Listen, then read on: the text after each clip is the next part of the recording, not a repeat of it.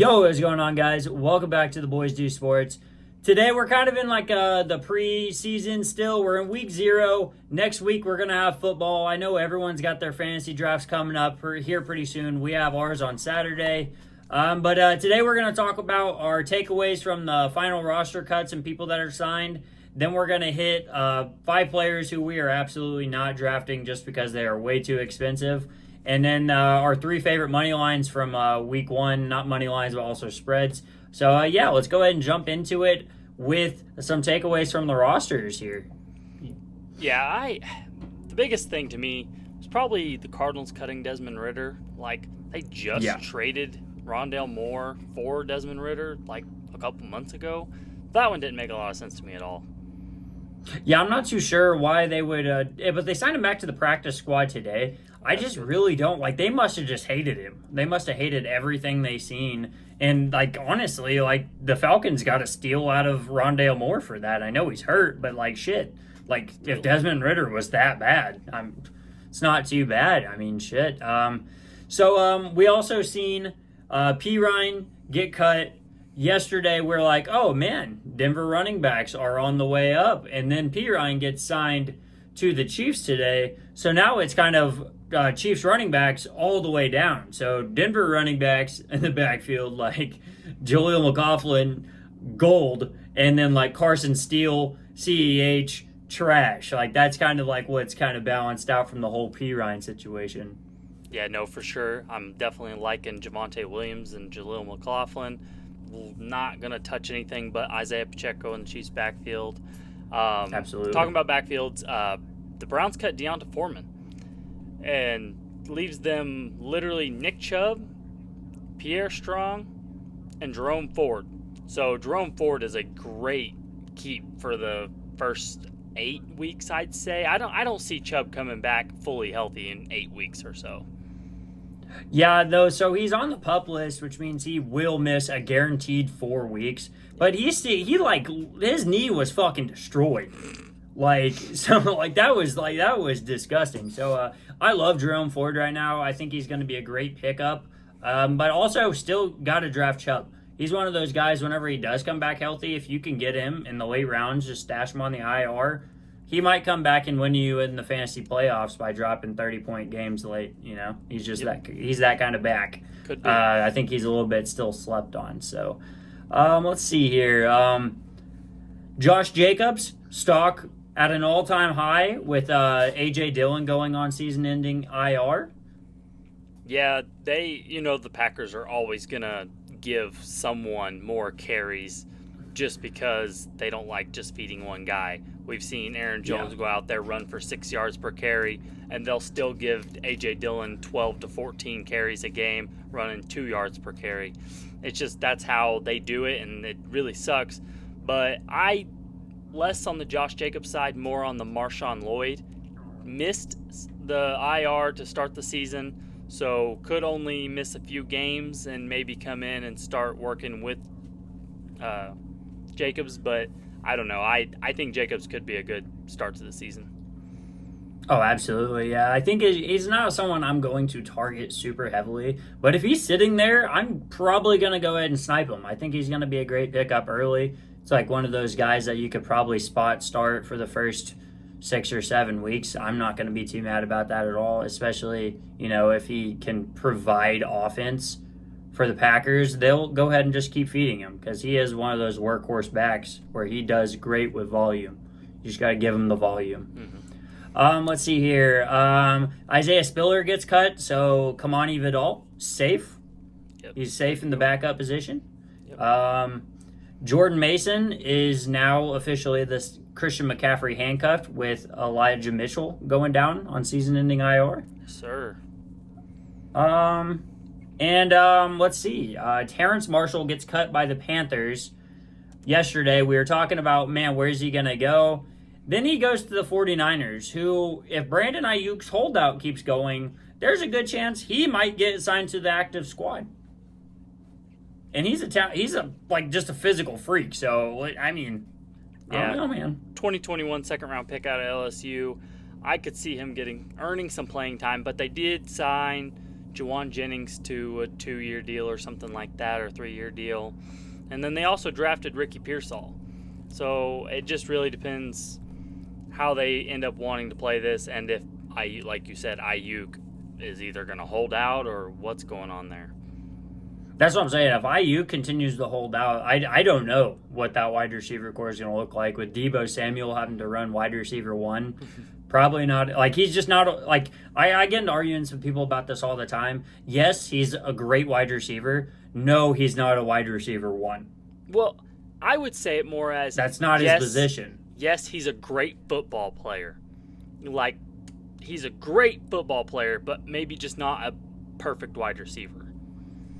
Yeah, well, like, I think people are mistaking, like, people are trying to say that Ayuk isn't wide receiver 1. He had 1,300 receiving yards. Deebo had 800 with, like, 400 rushing yards. That does, like, that's a great football player. That is a great skills guy. That is not a wide receiver 1.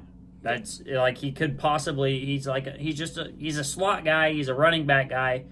But great that you can draft him a wide receiver. Great volume. We talked about P. Ryan to the Chiefs. That's all I got. If you got anything else. Yeah, Chiefs cut Kadarius Toney.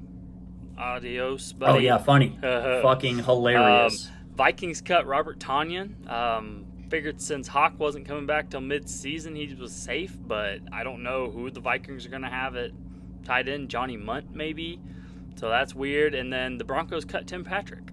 So he showed promise in 2020 and 2021. And he tore his ACL in 2022 and tore his Achilles in 2023. So 2024 might be a better year for him on, the Lions, you said? Yeah, he got signed to the Lions practice squad today. So maybe, we'll see. Oh, so we can circle back to the Kadarius Toney. So he gets cut. Also gets cut Justin Ross. Justin Ross gets signed back to the practice squad. Kadarius Toney didn't get signed back. So I'm thinking he was a locker room problem. Yeah, definitely probably. Just got to put that out there. I knew he was a problem whenever he was a Giant, but yep. I digress. He's gone. Don't have to worry about him. Gone. So here we go. These are 5 guys that we think we've already kind of talked about them, but 5 guys that we just think are overpriced. Not saying that they're bad. They're probably going to have great seasons, but for their average draft pick, it's just too expensive, honestly. Yes. So my first guy that I'm absolutely staying away from is Jahmyr Gibbs. Dude, he's getting drafted at pick 11, first pick in the second round. I don't trust the situation, dude. Monty had 1,000 rushing yards and 13 rushing touchdowns last season. I don't understand where people are like thinking that like Jahmyr Gibbs is just going to get all of the work whenever Monty is still there and still healthy and still kicking. Like it just I'm not putting 2 and 2 together on why he's a pick 11 player. Not picking it up. He's an uber talented player, but he's also in a mixed backfield here where I could see him finishing a top 10 running back, but I don't see him finishing a top 5 running back where he's being taken. So I would much rather have the guys that aren't in these split backfields. Me too. If I'm taking them that early, they better be getting 90% of the workload. Yep, exactly. My first guy is CJ Stroud. I'm not saying he's going to have a bad year. It's going to be great. But he's being drafted as QB5. He finished as QB11 last year, scoring 18.7 fantasy points per game. And that's not very good when you compare that to the 4 guys in front of him. And I just do not think he'll return value on his 5th round ADP when you can get guys like Kyler Murray, Jaden Daniels, Joe Burrow. I mean, anybody later. Jordan Love. Yeah. Guys that I think people are overestimating how much Stephon Diggs is going to help that offense.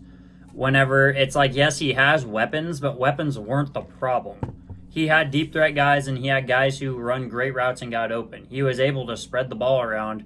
I don't think weaponry was the issue. He put up points with what he had. Now he has one more weapon, yes, but he's still not a dual threat guy. He's not a guy who's going to take it out of the pocket and rush for 80 yards a game. Like, that's just... And if I'm taking a quarterback top 5, he better be a dual threat guy or Patrick Mahomes, period. Yeah. So, speaking on quarterbacks, I'm obviously a hater of Jalen Hurts. Just got into a fight with some Eagles people on Twitter. That was a good time. Thank you to the Eagles fans that got absolutely demolished by me. That was fun. So at draft pick 22, way too expensive. Let's be real here, all right? No Kelsey. The tush push is not going to be near as effective on the goal line. Plus, you have a star running back now. You don't have a guy like Boston Scott. You don't have a guy like DeAndre Swift or Miles Sanders. You have Saquon Barkley. This is a star. And if he doesn't get his red zone or goal line touches, if he gets his goal line touchdown stolen by Jalen Hurts, there's obviously going to be friction in that locker room. So, like, it's just like, I don't think Jalen Hurts is that prolific of a passer to be getting drafted in the early third round. I hate that pick. No, yeah, you're chasing that rushing volume that he had, which I don't think it's going to be as much because you have, like you said, Saquon Barkley in the backfield. That they want to slow down Jalen Hurts' rushing because they just paid him a lot of money. Why would they want to keep running him? No, I get that 100%. I'm not touching Jalen Hurts at his ADP. If he fell to me in like the 5th round, I feel like I'd have a hard time not taking him just because of the rushing upside. But I'm not taking him in round 3, round 2. No, I'm not doing Oh, that. hell no. But round 5, absolutely. Yeah, I mean, yeah. He's coming. Yeah. But my next guy is Aaron Jones. He's a little older. He's being drafted as the RB19, so you're not putting a lot of risk into it. But last year, he was 34th in explosive run rate, so that is showing that he is not going to be very efficient, and he just didn't look that good. Now, he did have a few good games right there at the end, but that was when that offense was just absolutely pumping out numbers. It was ridiculous. That's why I think they're going to be pretty good this year. And I think he has real competition in Ty Chandler. Like, that's a guy that looked pretty decent last year. Yeah, well, Aaron Jones never fully secured his backfield even in Green Bay, so I think Ty Chandler is also going to get a great amount of that workload. So, yeah, I'm not touching Aaron Jones just because I don't trust anybody on that Vikings offense besides Justin Jefferson.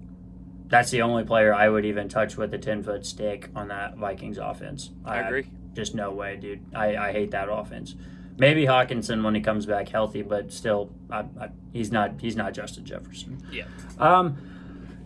So I'm going to kick it into a receiver. This guy, I don't understand the hype behind him at all. Drake London, he's getting drafted in late 2nd round ahead of guys like Chris Olave. It doesn't make any sense to me.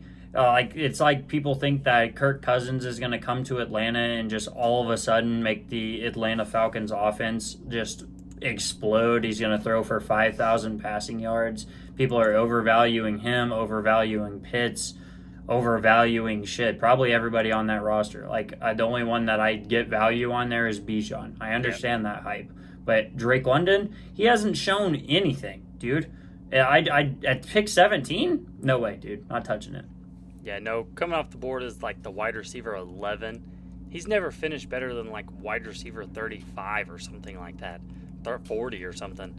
I can't see giving, what is that, pick 23 or so, late 2nd, early 3rd round. I'm not taking Drake London. There's a lot of guys there that I would rather have, and I'll just pass. Dude. I mean, we know Kirk is good, but what if he's still not the same?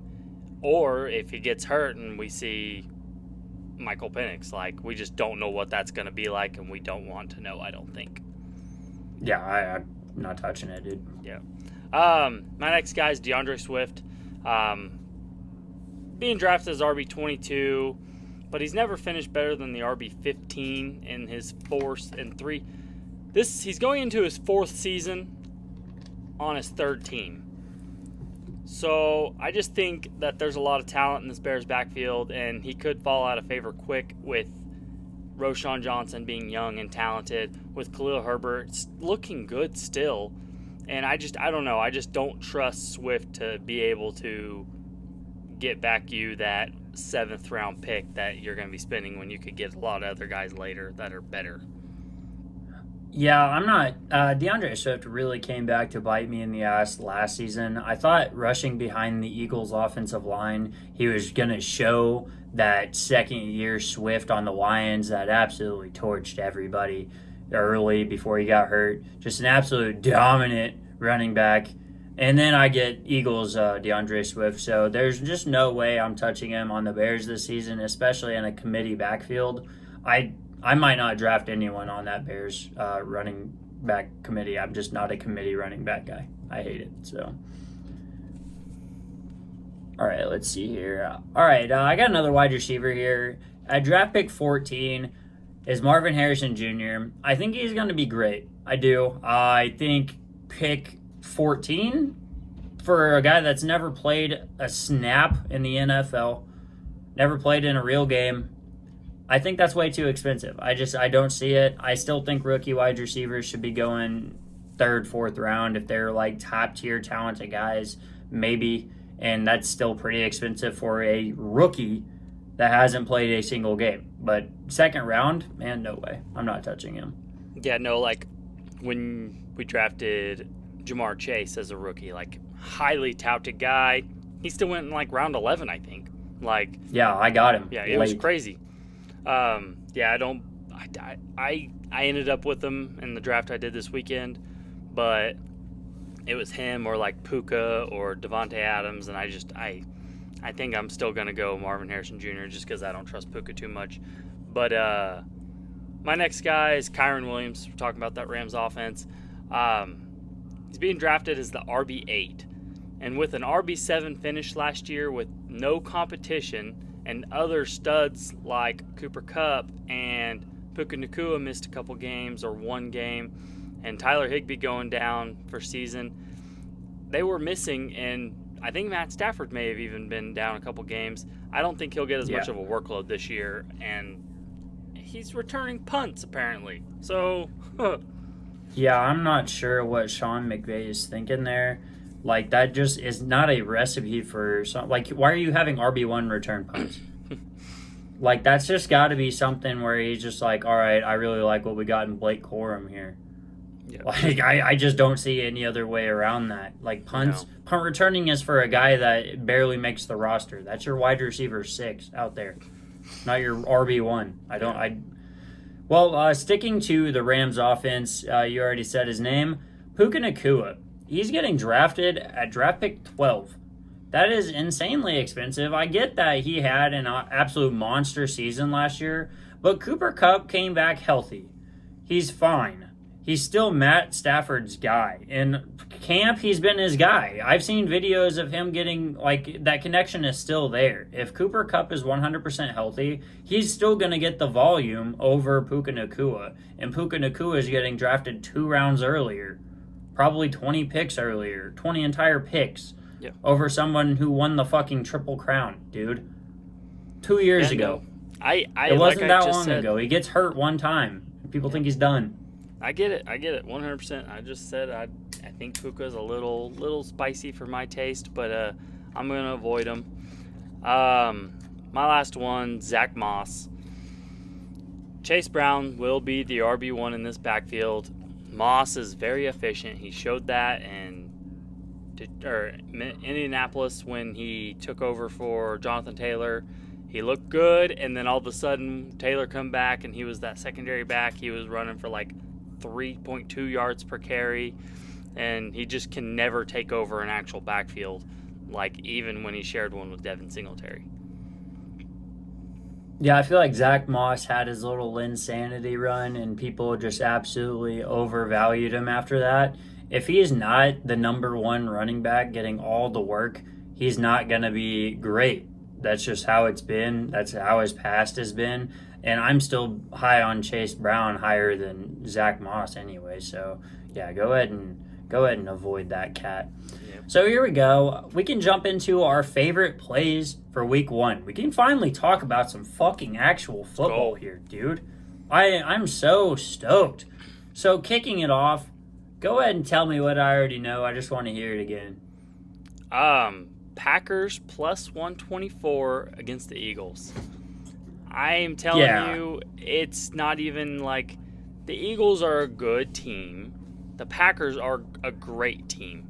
Like, how they both finished the year last year, the Packers finished on just an absolute high. The Eagles finished on the lowest of lows, like getting beat by the Bucs in the playoffs. Like, ugh. Yeah, it just no way, dude. Like, and they're not even getting beat just by the Bucs. They got smoked by the Giants the week before that, and they were playing for the NFC East title. They were playing hard. People want to say it's like, oh, they were just throwing before the playoffs. No, dude, they were playing their ass off. They could have won the division. And they got smoked. And that game's on a Friday. That's fun. Okay. Hell yeah. What the hell? Just noticed that. Sure, we'll take it. We'll take some Friday night lights. Let's see. All right, so my first one, we're just going to go straight out. You guys know how it is.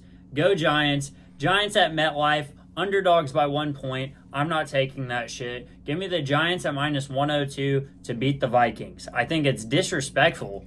Madden has disrespected the Giants. No, we're not a great team, but we're not the worst team.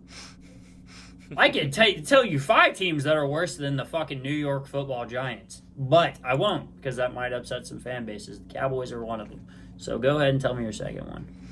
Yeah, mine was also the Giants. I just don't see them losing to Minnesota, and they are technically the underdog.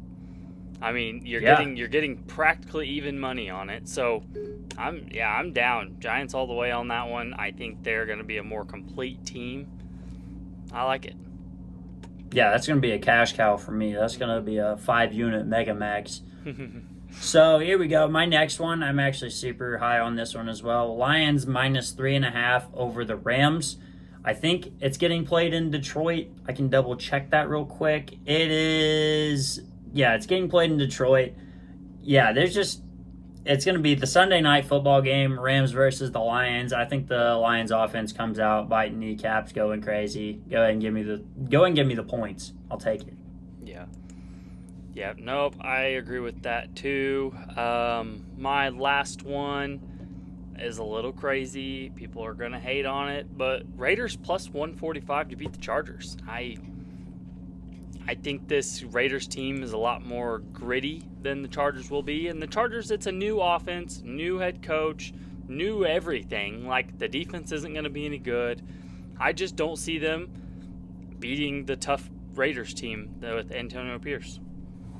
I really think that the Chargers are going to go through some intense growing pains. Yeah, I do like, too. It's going to be tough, dude. They're going to have to figure it out. Wide receivers, they're going to have to figure it out. New running back, they're going to have to figure it out. It's going to be tough.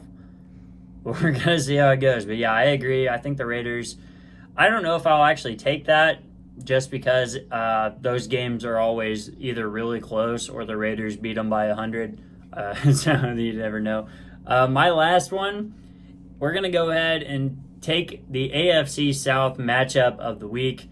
The Texans to beat the Colts and to cover the 2.5 point spread. I don't see, like, I know the Colts are like highly touted this season, but they are not 3-point dogs, like, good to the Texans. The Texans might beat them by 10. Probably more. I think it's going to be a double-digit game. If the Texans' defense gets after Anthony Richardson and Anthony Richardson shows any sign of struggle, it might be a tough game. That's not going to be a walk for the Colts. No, not at all.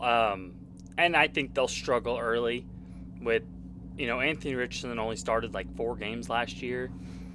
I think the Texans are just ready. Like, they're finished last year with more and more and more, and getting better, and then this year I think they'll really kind of take off and start good. Unlike the Colts probably will finish good, but not start good.